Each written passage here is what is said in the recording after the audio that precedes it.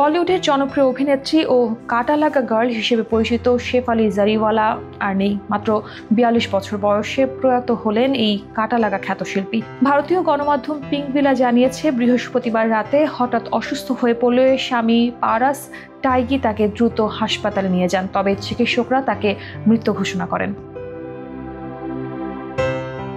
প্রাথমিকভাবে ধারণা করা হচ্ছে হৃদরোগে আক্রান্ত হয়ে মৃত্যু হয়েছে শেফালির, তবে মৃত্যুর সঠিক কারণ নিশ্চিত হতে ময়নাতদন্তের প্রতিবেদনের অপেক্ষায় রয়েছেন চিকিৎসকরা। শেফালির এই আকস্মিক মৃত্যুতে বলিউড অঙ্গনে শোকের ছায়া নেমে এসেছে। রহস্যজনক পরিস্থিতিতে হওয়া এই মৃত্যুকে ঘিরে উঠেছে নানা প্রশ্ন। ২০০২ সালে কাটা লাগা গানের রিমেক ভিডিওতে অভিনয়ের মাধ্যমে রাতারাতি পরিচিতি পান শেফালি জারিওয়ালা। পরবর্তীতে তিনি একাধিক মিউজিক ভিডিও ও রিয়েলিটি শোতে অংশ নেন। ২০১৯ সালে বিগ বস ১৩-তে অংশগ্রহণ করে ফের আলোচনায় আসেন তিনি।